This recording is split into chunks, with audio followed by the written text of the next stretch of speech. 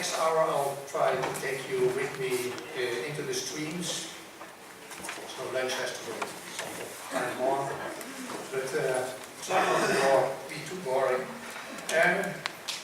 If you look at streams in general, then there are two important roles they play. On one side you have the stream ecosystem, and Eric already tipped it on that there's a lot of self-purification there.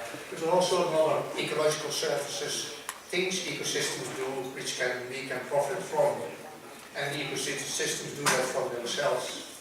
On the other side we have of course a lot of human uses, the way people deal with water.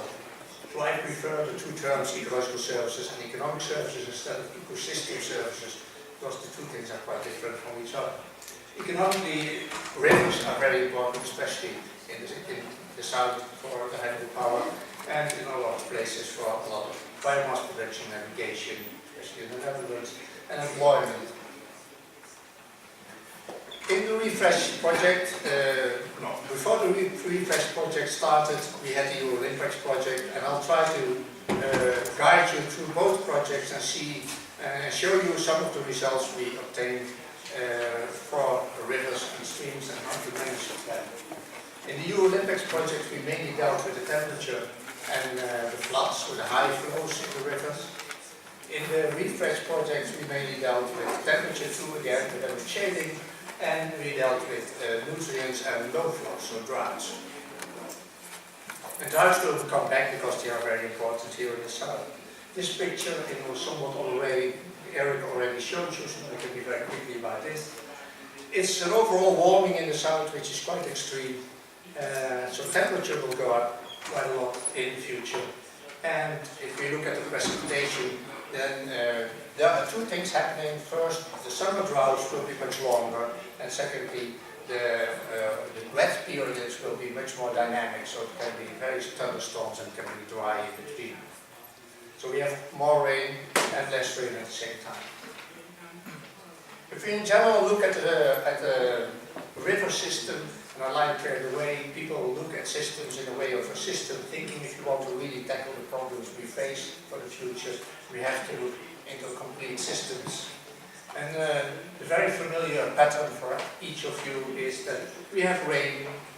The rainwater comes down, either evaporates again or infiltrates into the soil.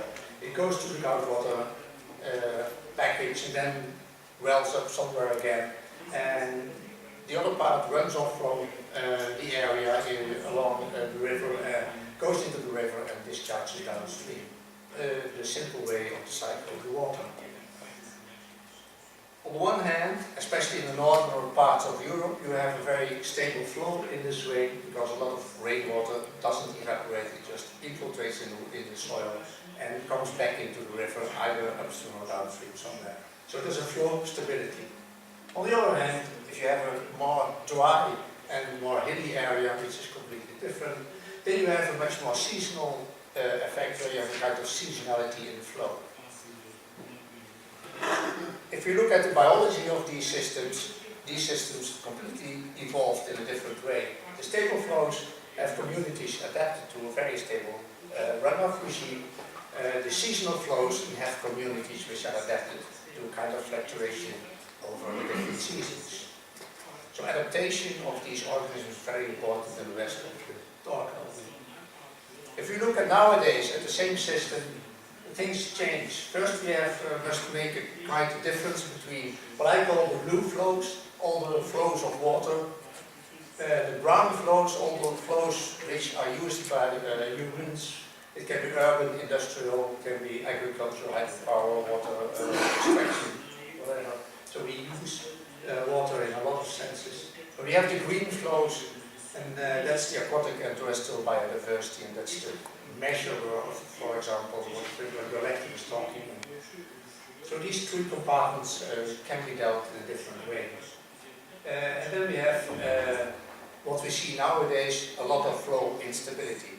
Either in the permanent streams you get more dynamics throughout of the year, through the whole year, or you get the seasonal effects I already told you in the more Mediterranean areas. If we then project climate change upon this figure, then two things happen. One way, we have certain periods of more rain, and that will mean that we get more flooding in the wet areas.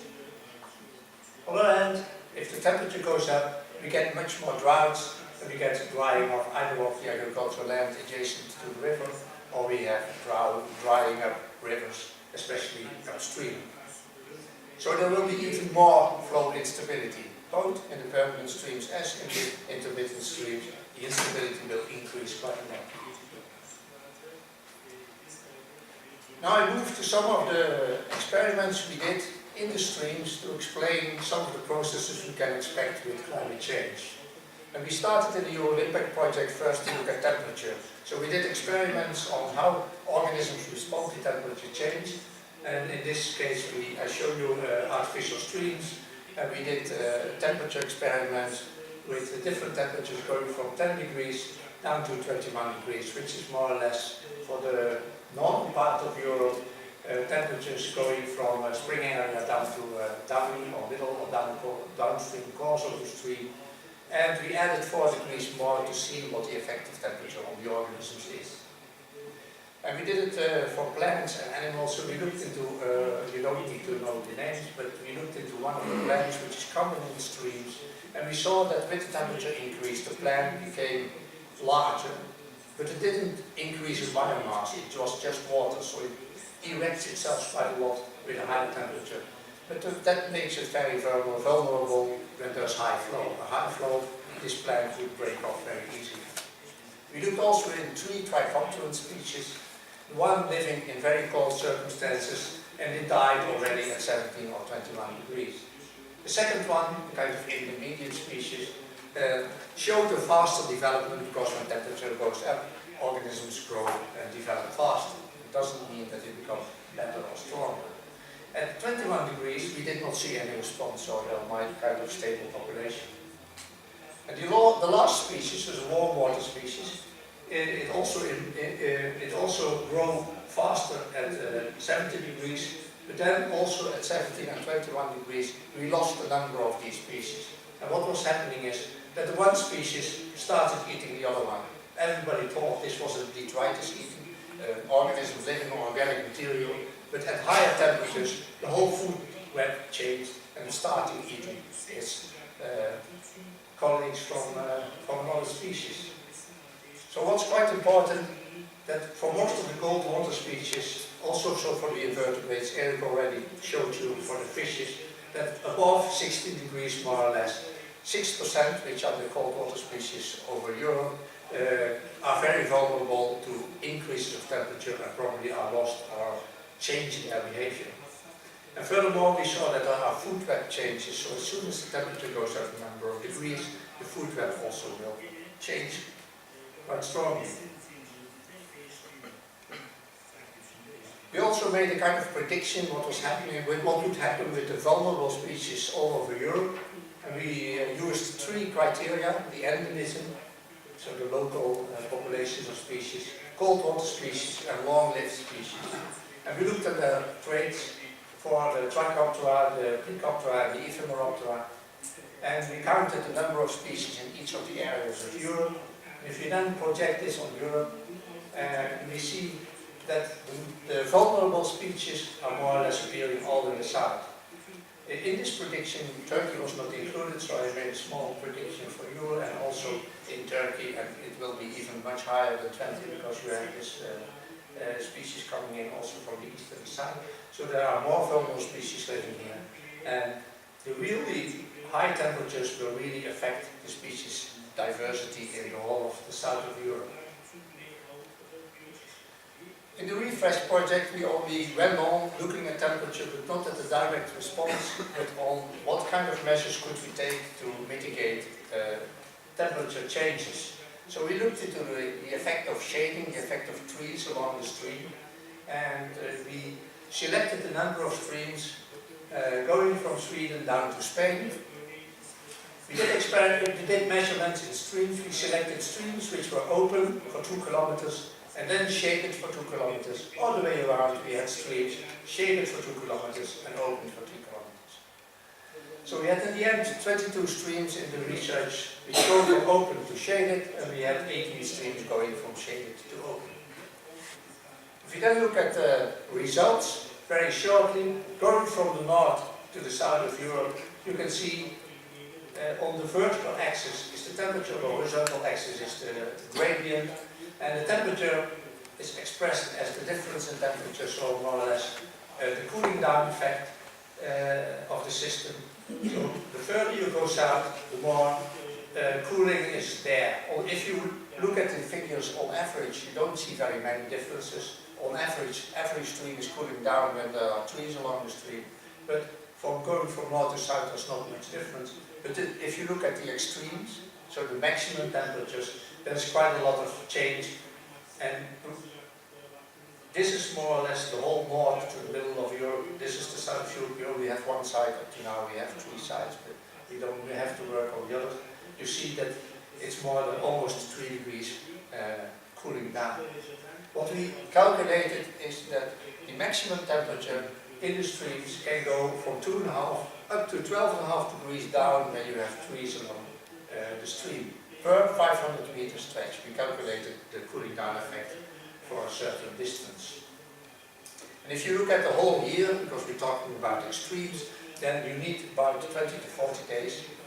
Then you see 20 to 40 days in the year that the cooling is going on. The other thing which was very striking is the moment when the cooling effect is really there. Here on the horizontal axis you see the daily air temperature.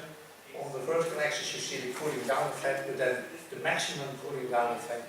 And what you can see very strongly is that all the cooling process starts when there's a certain temperature, somewhat above 10 degrees, which is more or less equal to the groundwater temperature. So as soon as the air temperature goes above the groundwater temperature, the cooling effect of the trees start coming in. If we then look at the organisms, then here this is kind of measure for the organisms in the stream, the diversity of the organisms. This is a trajectory going from an open stream towards a shaded stream. And what you can see is that there's a lot of variability in the first 500 meters, and further down the communities more or less look at the same. And what we more or less concluded is at the first 500 meters of cooling effect of the shading in the stream, the invertebrate community response is still very variable, but after 1 kilometer the new community is established and you have a community which is really related to the shading of the stream. So if we take these results into a kind of adaptation measure for rivers, then you see that the wooded buffer strips really have an effect on the ecological status of the river, because they bring back the river organisms, because the river organisms naturally are adapted to a shaded stream with lower temperatures. So you can mitigate climate change by shading, by introducing shading. At least you need to plant 500 meters of trees along the stream, preferably 1 kilometer, because that's best for biology, and then your temperature goes more than 2.5 degrees, and here in the south, probably more than 5 degrees down. If you take the way around, the cooling down of the river takes somewhat longer time than the warming up, and that makes sense because the warming up is a faster process than cooling down. And if you don't have the space to put trees, at least you can put trees at the south sides of the river, because most of the shading effect comes from the south because of the situation of the sun. So if you would divide a stream in 50 to 50 open to shaded stretches, still you would have a fully system which is fully cooled down, because of the half of the stream should be cooled by trees. We then look into the hydrology of the systems, and first I have to explain the more or less and more in detail the climate change effects. If you have the perennial streams, so the more northern Europe or the more permanent systems here in the south, at the moment, around the year 2000, its hydrograph looks more or less like this. This is the discharge of the stream, this is the winter, the summer, and you see a kind of lower flow in summer and higher flow in winter, but there's more or less a stable flow throughout the year. So stability is the key. Climate change will introduce higher discharges in winter, because the precipitation in the north will be much higher. Summers will be drier and discharges will go down, so in total the dynamics of the system will increase. It's quite different in the south. If you look at the intermittent systems, and this is a general pattern because it depends a bit on the area where you are. At the moment, systems look like this. You have a kind of high winter discharge with somewhat dynamics here.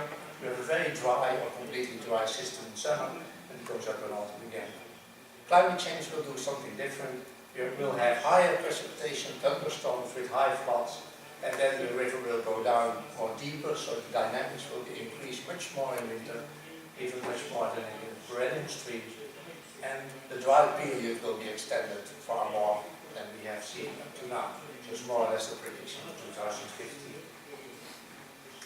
In the perennial streams, and that's also in the winter time for the intermittent streams, if you have such a rain shower under natural conditions, there would be a kind of peak flow following the precipitation, and with the climate change and the anthropogenic activities in the catchment, you will see that there will be a peak discharge.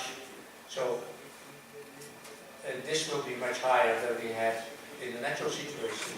And with climate change, the peak will move shorter after the precipitation falls, so you will have a very quick response. And that means if you have a higher peak here, that will be that the base flow will go down there. So the whole system becomes quite dynamic. If you look at the same picture in the intermittent streams, it's somewhat more complicated because you have a wet period with the water flowing upstream to downstream. The river gains a lot of water and looks like this more or less. If you look at the dry period, then a lot of the streams will be very dry, will be completely dry. They lose water towards the sides of the river, and the river looks more like this, a more kind of pulsing system. Climate change will increase the drought in the dry periods and will also increase the floods in the flooding periods. It will increase gaining and losing depending on the floods or the droughts, and the rivers during the dry periods will be only completely dry or will only be dissected from each other, so there will be disconnection in the system. In the refresh and your impacts, we did experiments on drought and floods. I'll show you the flood experiment here. What we did was making a dam in the longitudinal direction along the stream. We blocked 3/4 of the stream and diverted all the water to the small part of the stream. And then we looked at the effect of spades, high flows on the community in the stream. And we did that in two streams, a natural stream and a semi-natural stream. More or less a very influent stream, so quite straight stream, and this is more natural stream. If you look in the effects, if you have one spade on the system, streams are adjusted to a certain amount of dynamics. And if you look at the pre-flooding period and the post-flooding period, and this is the flood, and this is a measure for the diversity in the stream, then you don't see any effect. One flooding doesn't make much difference for the biology in the stream. But if you have 5 of these peaks, you see a quite different response. If you look at the natural stream, we saw a kind of reversion after the peaking, but we cannot really explain this one. And then we saw the community coming back very quickly, looking the same as before the flooding. So in the natural stream, we didn't see very much response, except for the first moment after the flooding. But for the semi-natural stream, the response was much stronger. This is the community before, and this is the community after. So the system changed completely, and even after 1.5 months, it still was different.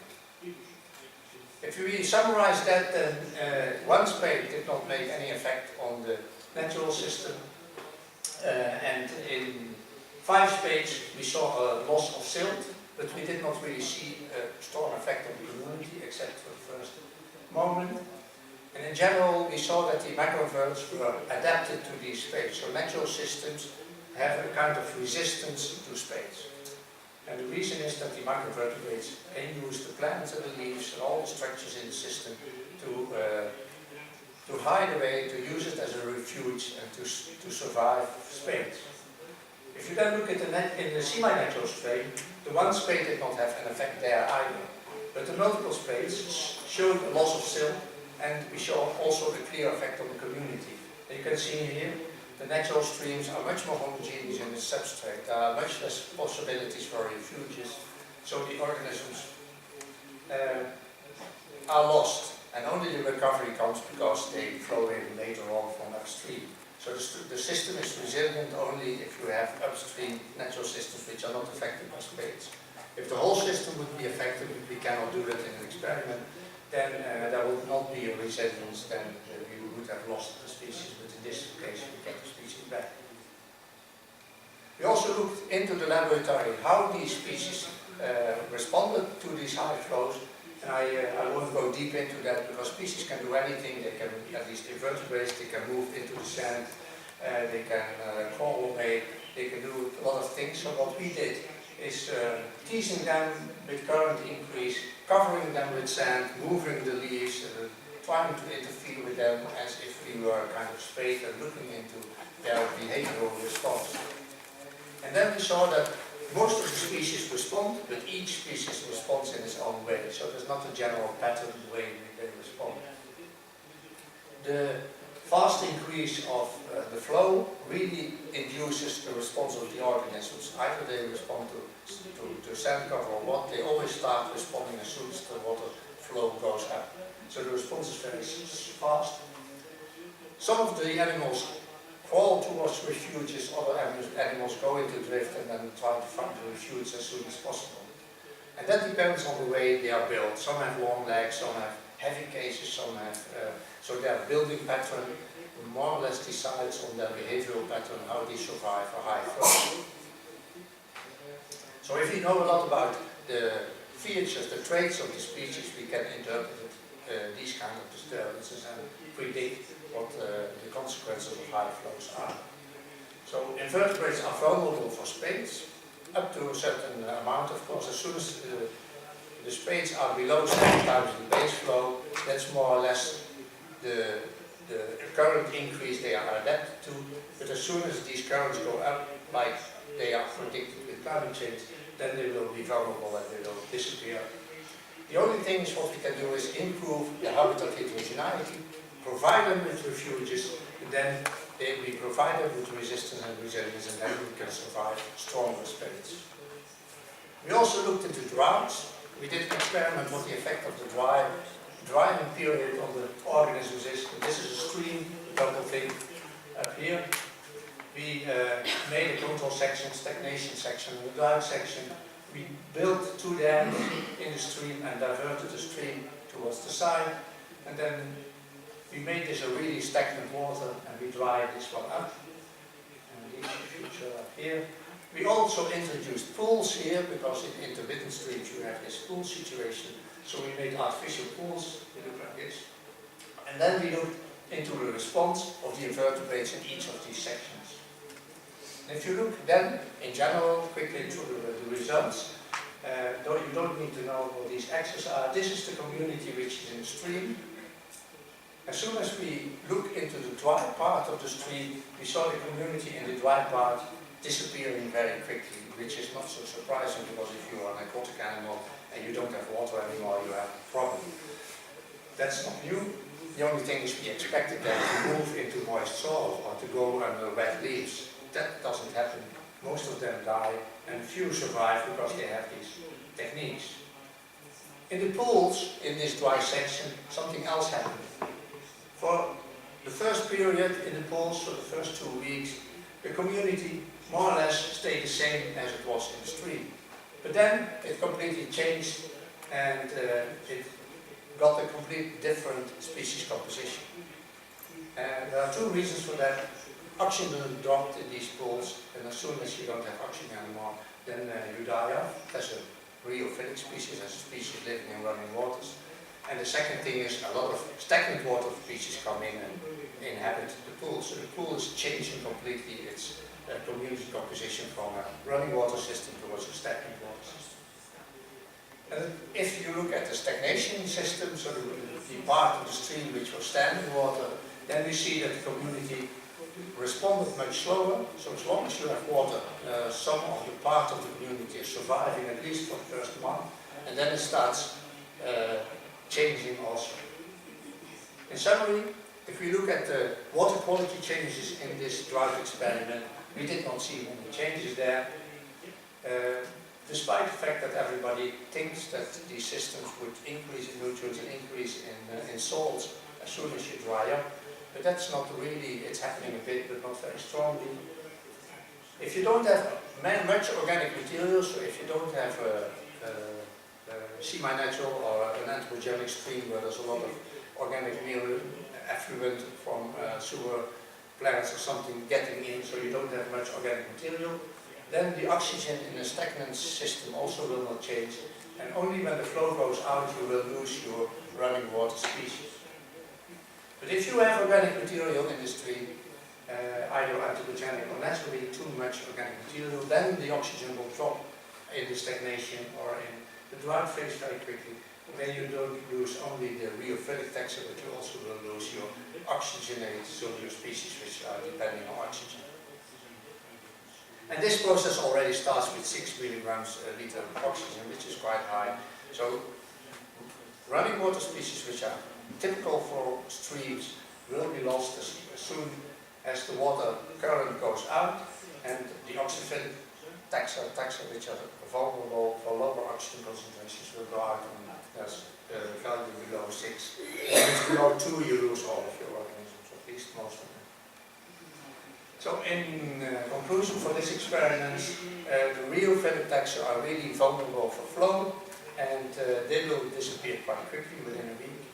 In a stagnant system, so when the system stops running, then it depends on the amount of organic material, and this is the same accounts for these intermittent streams in the warmer areas. If you don't have much organic material, there's not so much loss only the rheophilic taxa. If you have organic material, you lose also the oxyphilic taxa, so most of the taxa. After 1 month of stagnation, species will appear which also live in stagnant waters. So in these stagnation sites, they are not only part of the stream community there, but also as part of the stagnant water system there.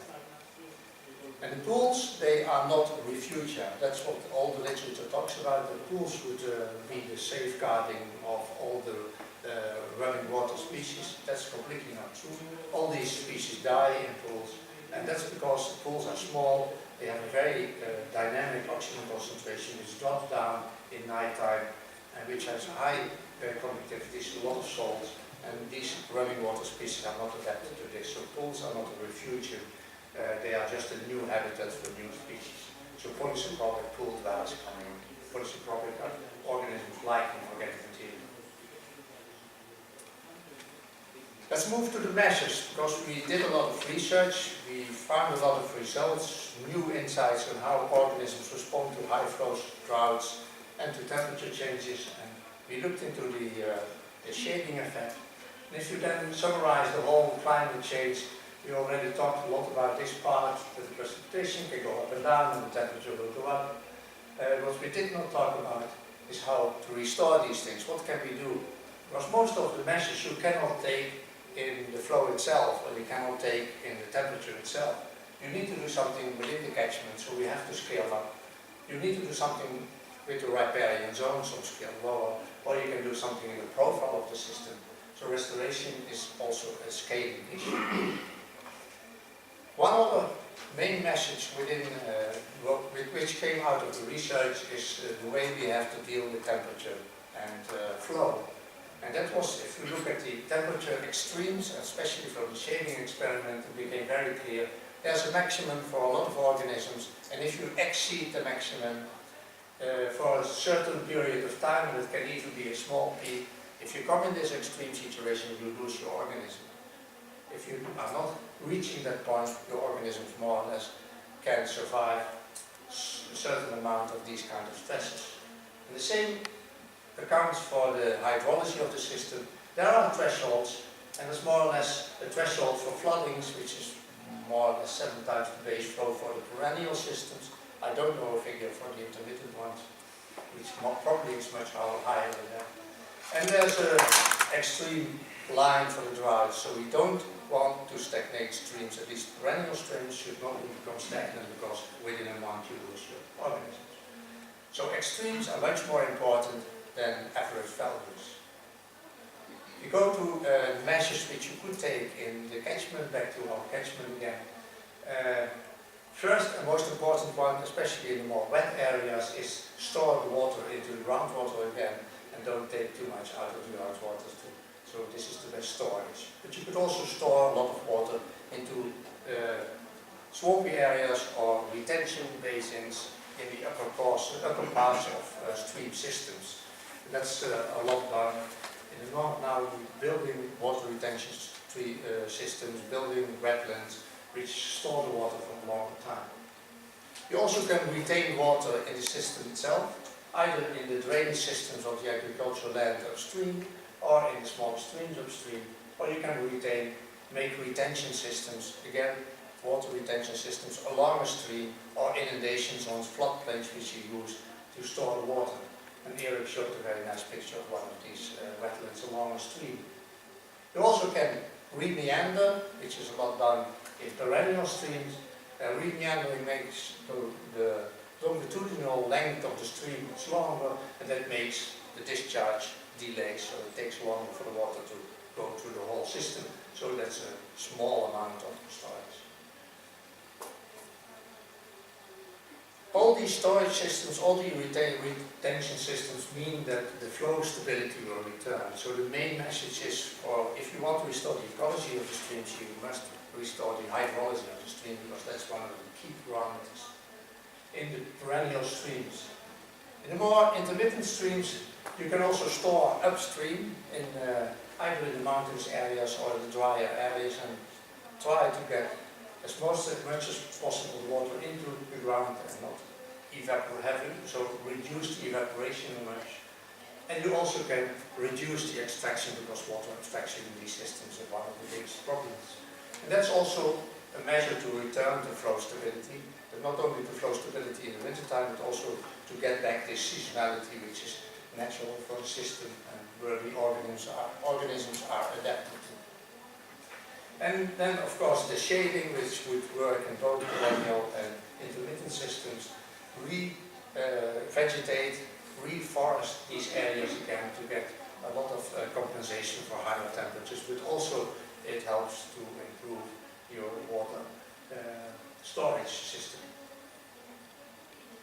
For the intermittent systems, they look more or less like this. You can't put so many trees in the system because they have these winter floodings, and these winter floodings make that the bed of the river can change every few years to a new bed. So you have a lot of aisles in between. You can only shade at the outside or the aisles in the system which are somewhat higher up. But a lot of these trees will help getting back this lower temperatures in these systems, and the hydrological measures, mostly taken upstream, would improve the seasonal pattern for these trees. So we would try to get these former episodic flows back. In the perennial rivers, it's mainly about the floodplain, reconstructing the floodplain in the sense that you revegetate along the stream. And indeed, the other thing what these systems, these revegetation plants can do is take out a lot of water, sediments, nutrients from the system, because with climate change,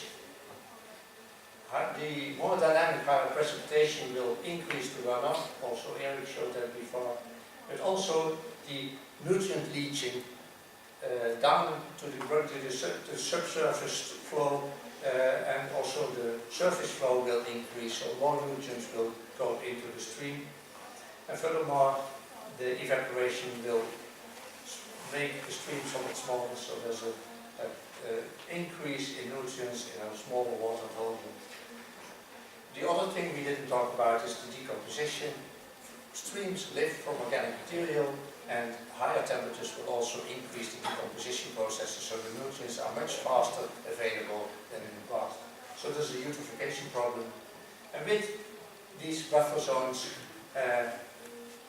also the flow of water will be stopped through the zone, and a lot of water will be absorbed in the zone. Sediments will not reach the stream anymore because of the trees and the bushes there, and the roots will take out a lot of nutrients. And then also you have this denitrification processes. So buffer zones along the stream will really mitigate a lot of climate change processes. For example, there was some studies on that. Phosphate and nitrogen will be reduced between 20 and 95% depending on circumstances. So you can remove with these kind of systems a lot of nutrients from the system. In general, that takes space, of course, because then you need land along the stream to introduce these buffer zones. And Eric showed you the 10 meters in Denmark, which obliged people to make these 10 meters. In the Netherlands, we don't have such a legislation, but still people sell their land to make buffer zones. And the plan is to have the agricultural moving out of the floodplain from the stream, create buffer zones which can be grasslands, which can be still have an agricultural use, which purify and retain water, create shrub zones, bushes further away, which can inundate, so they can be also be used as storage for water.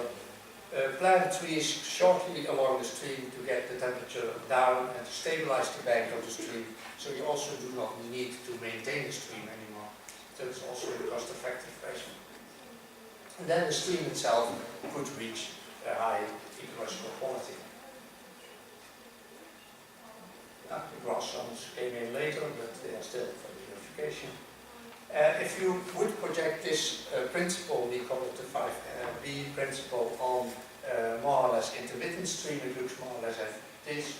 On the higher areas you can have tree zones.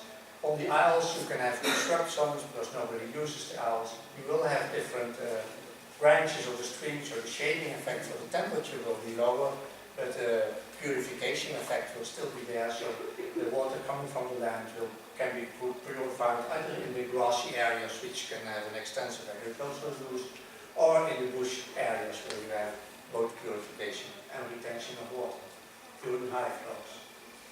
So for the invertebrates in the stream themselves, it means this assemblage from winter and summer will become more stable again. So if we would reach a moderate stable condition in these streams, the communities will reach good ecological status, good ecological quality. In the intermittent streams, we would like to have this seasonal dynamics back, so we would decrease the summer drought again and more or less reduce the dynamics a bit in the winter period, and then we can have the communities back in the intermittent streams, which are more diverse than in perennial streams, because you have a community which is flood resistant, you have a community which is post-flood community, you have a drought resistant community and a re-wetting community. So the community in these intermittent streams is more complex, but its complexity is really adapted to this seasonality in flow. So as soon as this seasonality in flow is disturbed, you would lose all compartments of these communities. Then, last but not least, you can take some measures in the stream themselves. We call it in-stream measures. What's done in the perennial streams is introducing wood. In the perennial stream nowadays, if it's channelized, it's just a silty soil and a water volume from the stream.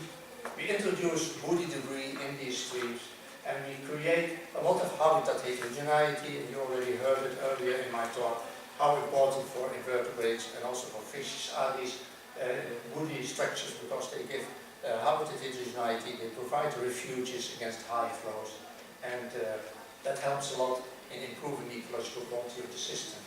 These structures in a way of stones and trees can also be used in intermittent streams. So to summarize the whole thing, I'll go quickly through it, I don't know how much time we still have, but tackle the problem at the catchment scale, because if you start at the catchment scale, your successes can be much higher than if you go downstream. I go in a kind of hierarchical order. First, try to make measures on hydrology, so you can store the water, you can retain the water, or you can retard by profile and reprofiling the stream. And more or less the criteria is try to avoid stagnation in the perennial streams and don't get spades which are higher than 7 times base flow. If you look at the morphology of the systems, then we advocate at least to reintroduce these woody riparian zones along the streams, which would help to reduce the temperature, so these warm areas, they could be even 5 degrees with the 1 kilometer of woody vegetation.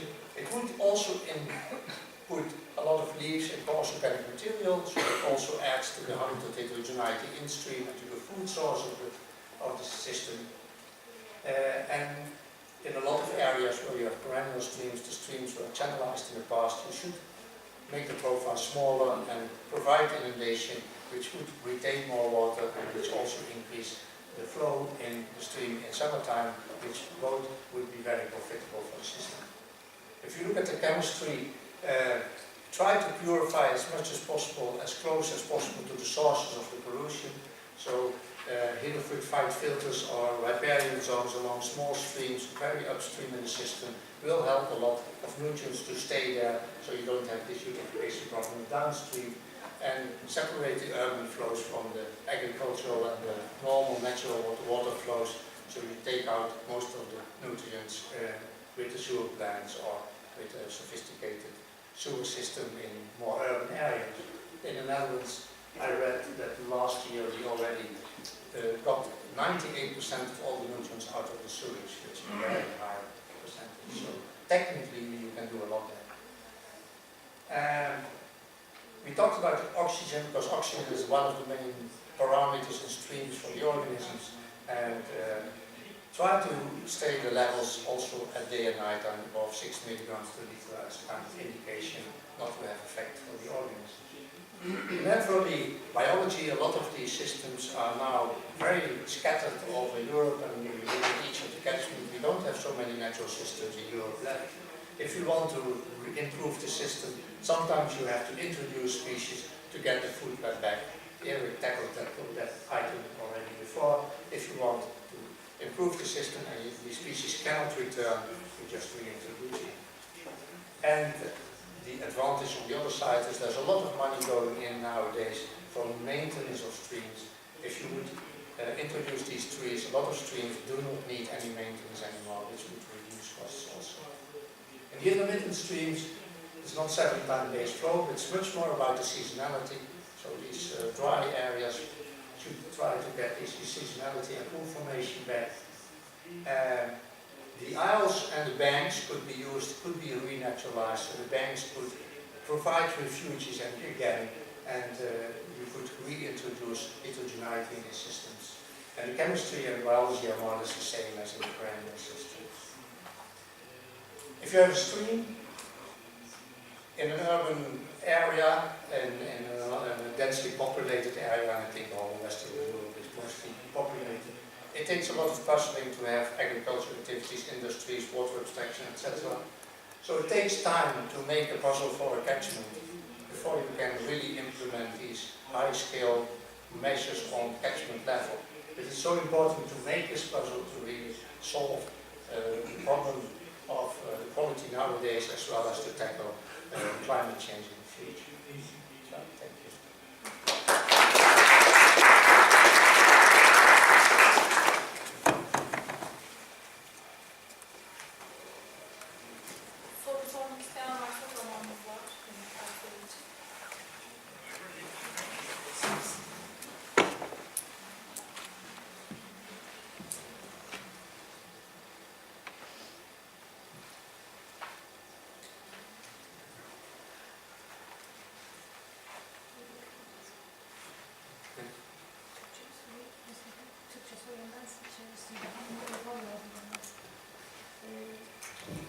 Piet, teşekkür ederim bu detaylı sunum için. Bize bu güneyde kuraklıktan etkilenecek ve daha sıcaklıktan etkilenecek Akdeniz iklim kuşağındaki bizlere nehirlerimizi daha iyi koruyabilmek için tüm bu bilgiler ışığındaki tavsiyeleriniz ne olabilir? Neler yapmalıyız?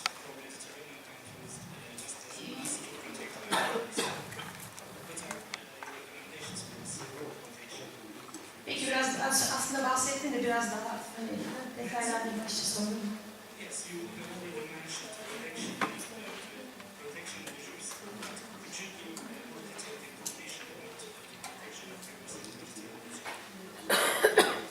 I can try.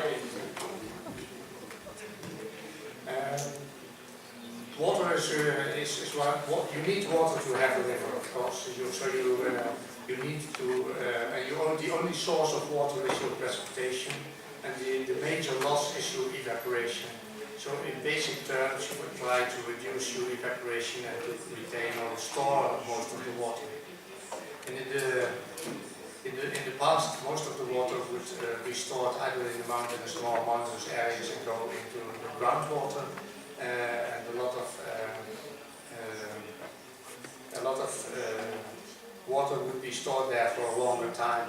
And nowadays a lot of abstraction takes place, so water abstraction is probably one of the major issues that you lose water, and the other thing is that a lot of area is not vegetated anymore. So a lot of rain which falls on a bare soil will evaporate more easily than when it would fall on a vegetated area. So as soon as you would have reintroducing as much vegetation as possible in areas where it's possible, and if you would reduce the water abstraction to a certain extent, you would retain longer time water. The only thing you cannot change is the amount of water you get. So if you get more water in the storm periods in winter time in the Mediterranean areas, then it would be very crucial, because that's the only moment you could gather water to either technologically build systems where you retain water as high upstream as possible, or at least try to not let the water go down to have floods downstream. And that's only done by storing the water in systems upstream as much as possible, so that you don't let the water flow down in that sense. So you need to either build retention systems which infiltrate into the bottom, or which can keep the water for a longer time after these heavy rainy periods. Yağışlar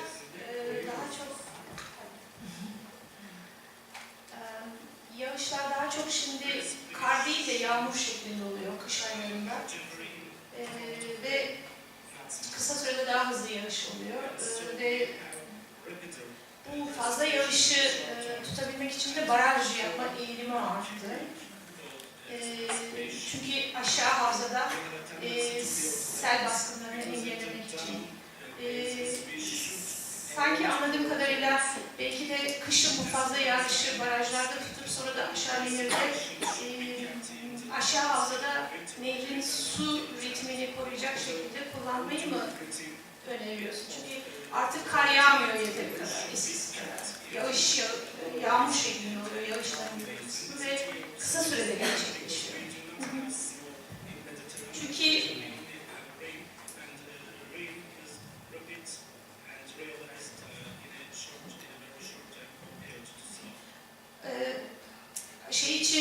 yaz aylarındaki ritmin önemli olduğunu söylemiştim. Canlılar için ritim nehirlerde. O açıdan düşünürsek nasıl kullanabiliriz biz bu yeni değişimi? İklimdeki değişimi.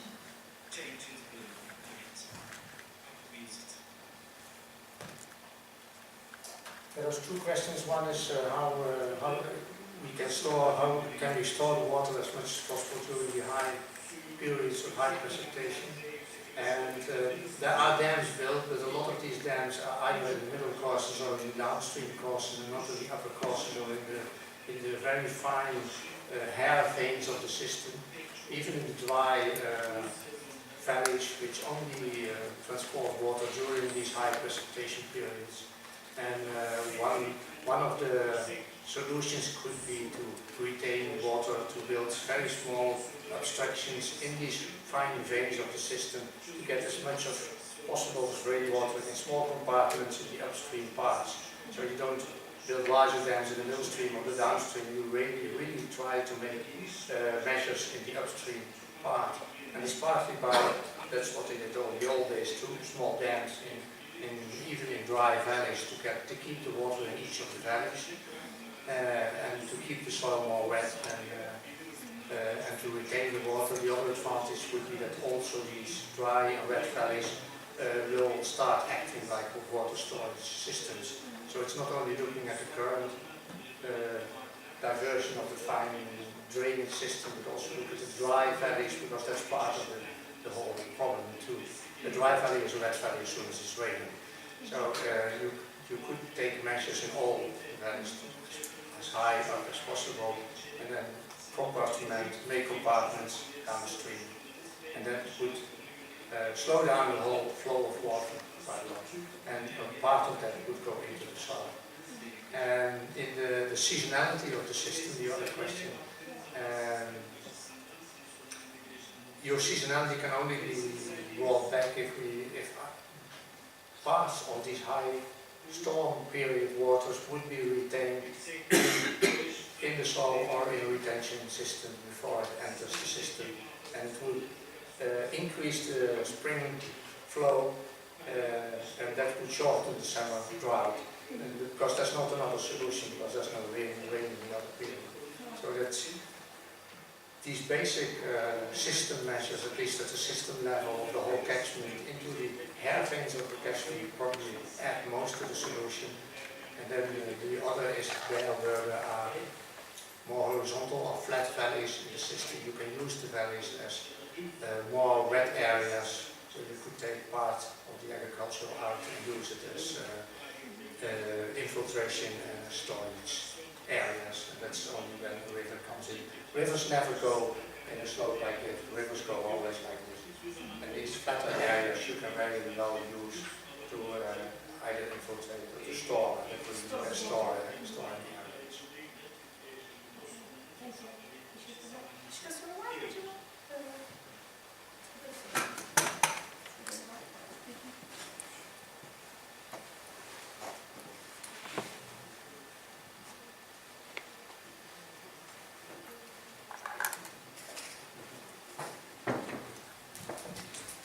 Teşekkür ederim. Seneye Demirbaş Doğa Koruma Merkezi'nde çalışıyorum.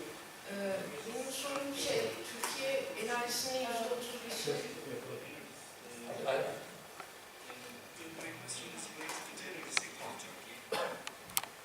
Türkiye enerjisinin %35'ini hidroelektrikten sağlıyor. Özellikle küçük ölçekli hidroelektrik tesislerinden son yıllarda artan trendde ve biz aslında doğal akan nehirlerimizi bulutlardan akıtıp 10 megawattın altında bile olsa enerji üretmeye çalışıyoruz.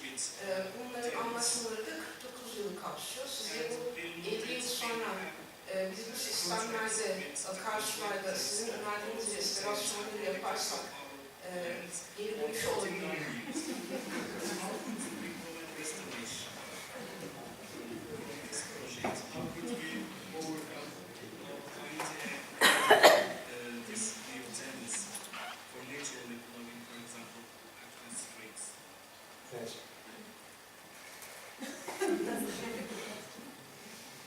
Yeah, break the contract. So now you know, never make a contract for more than 1 year. We also should not do it in your insurance at home. But no, that's really a problem if you have contracts like that. That would be really a problem. The only thing, you have so much sun, so you don't need the hydropower, I think. But that's too easy answer. It's a serious answer, but not an easy answer. Because energy is, if I can heat my house with solar energy in the Netherlands, you can heat your whole country with solar energy. So, and I do it. So, but that's energy problem doesn't solve if you have these contracts. So then the only thing to restore hydropower streams where you have these large hydropower dams, is to talk to the managers of hydropower installations to agree on the way they discharge the water. Because now, at least, I don't know how it's in Turkey at the moment, so it's just trying to guess what's happening, but a lot of these large dams just release a lot of water to in peak flows. At the moment, they need the water, they don't need the water to meet the energy.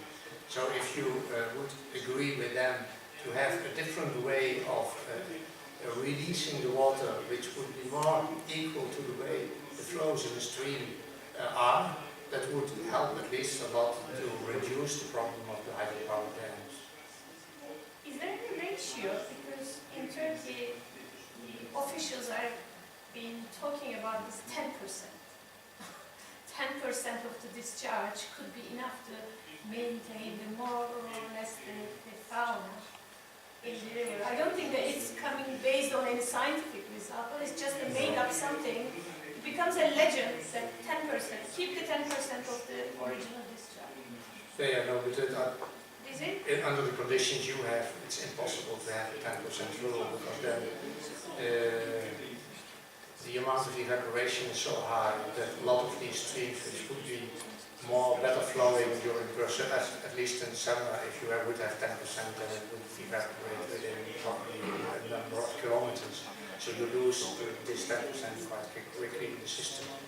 It would be better to have a more adjusted discharge regime, and as I showed, all these intermittent systems much more depend on if you have an intermittent system or in these hydropower systems.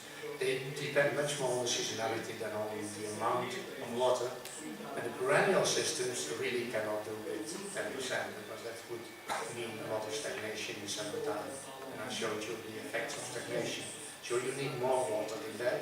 Or you have to adjust the profiles of the system and release the water more regular and make it smaller profiles, so actually create smaller streams which are adapted to the amount of water you have.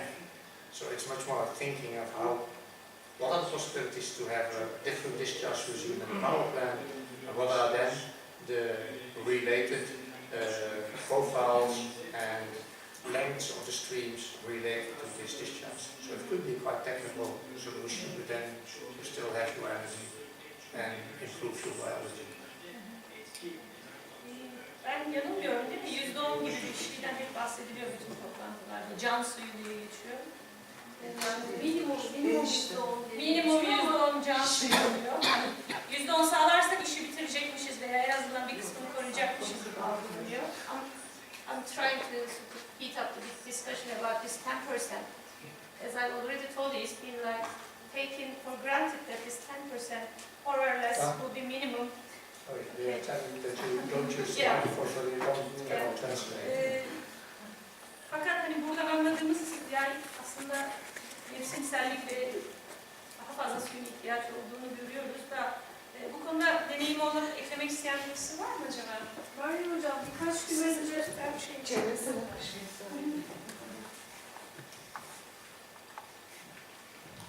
Gülşen Çapar, Ankara Üniversitesi Su Yönetimi Enstitüsü. Geçen hafta WWF Türkiye'nin düzenlediği bir toplantıya katılmıştık. Biz de orada dinledik. Yani %40-60'lara kadar bile çıkması gerekebiliyor aslında sizin doğal yaşamı orada sürdürebilmeniz için. Ama minimum %10 değeri de evet söyleniyor. Yetkililer, yöneticiler tarafından söyleniyor genelde. Anlaşmalar öyle değil mi? Uygulama öyle değil.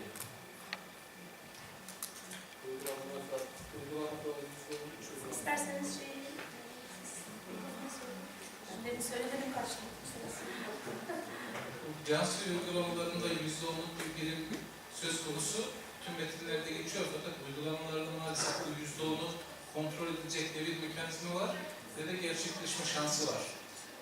Çünkü o bile değişiyor demek. Tabii, enerji elde etmek için kurulmuş bir santral ve daha fazla enerji üretip daha fazla kar edilmek isteyen bir sistem. Bu sistemde can suyu düşünen, canlıları düşünen bir yapı yok. Onun için de can suyu denilen %10'luk miktar bile çoğu zaman bırakılmıyor. Teşekkür ederim.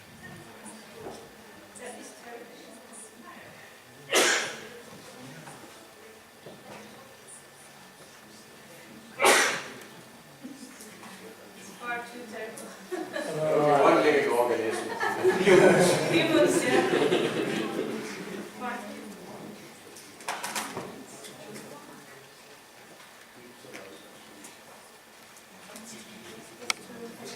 Just a couple of points.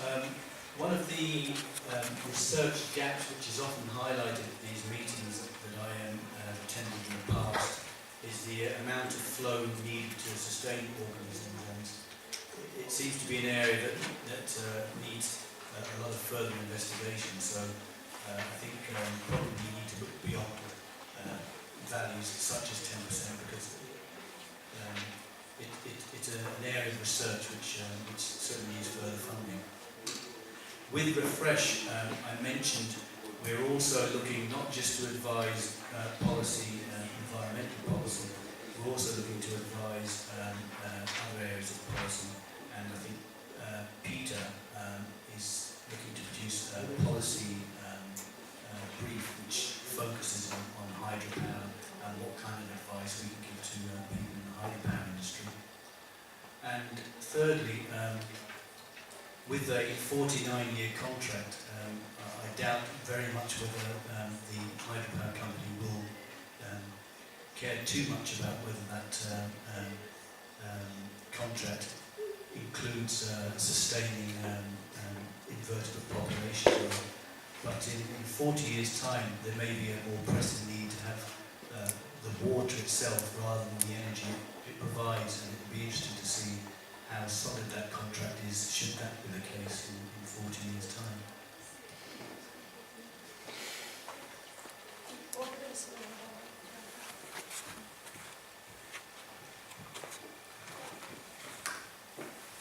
Bu bahsettiğiniz zonlama stratejisinin Avrupa'da herhangi bir uygulaması var mı, yoksa ilk kez burada mı öneriliyor? Ağaçlandırmayı Zonlama, Ağaçlandırma. riparian, trees, shrubs and grass. Yes, there is. There's really experience both, especially in the north, in the areas in the northwest of Europe. These systems with shrubs and grasslands and trees, either with recreational paths to it or with farmers using the shrubs for other purposes, so a kind of new way of farming. You can see that back in the southern of Sweden, in Denmark, in the northern part of Germany, in the Netherlands, some in the UK. So there's really an emerging field of using the land adjacent to the streams in a different way and still trying to make economical profits of it, even so to have really a solution where you have a kind of renaturalization of the system, let the nature do its thing as it does, so the whole water flow, and at the same time use the possibilities there to a certain extent.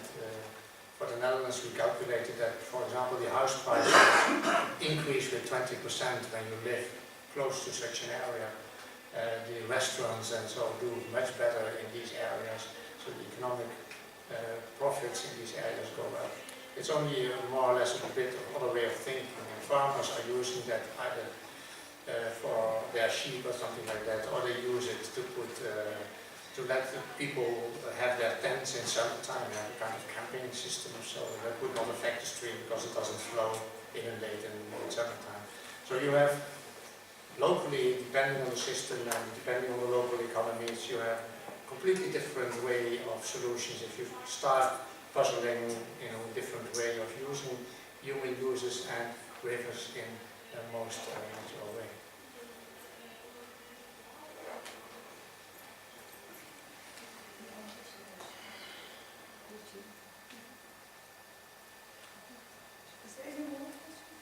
Başka soru var mı? Yok galiba.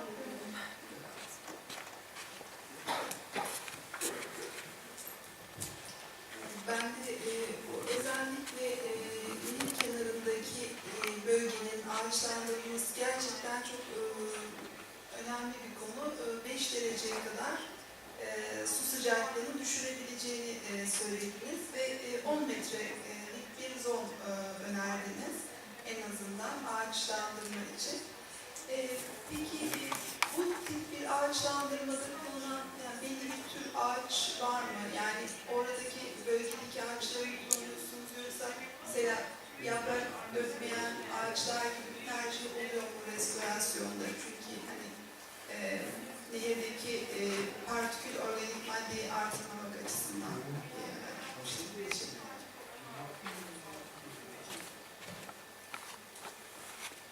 Yeah, I don't know for the south because I'm not experienced with the tree species of the south, but in the north we really advocate to use the original species which were along the streams.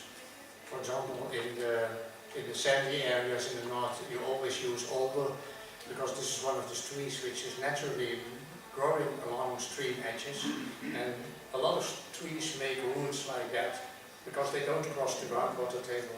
Alder is one of the species who really can grow through the groundwater table, and that's also the reason why it's along the stream, because it stabilizes the bank because its root system is vertically down. If you would put a populus or something like that along the stream, its roots will be like this, so when there's a flooding or when there's a wind, then these trees fall down into the rivers. So the natural species which grow along the banks of the rivers would also be the species best to be reintroduced, because these species have these adaptations, in this case to cross the groundwater table and to make a very firm bank consolidation.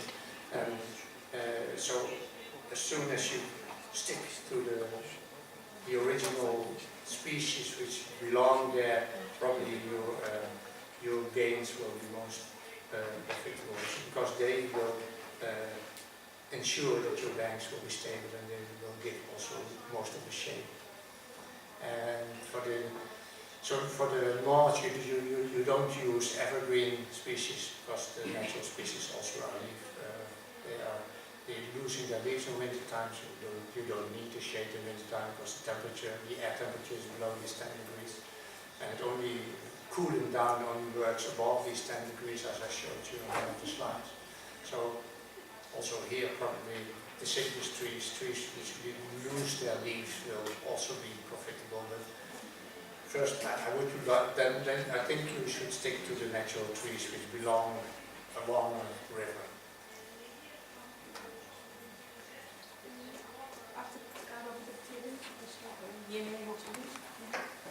We thank you, Piet.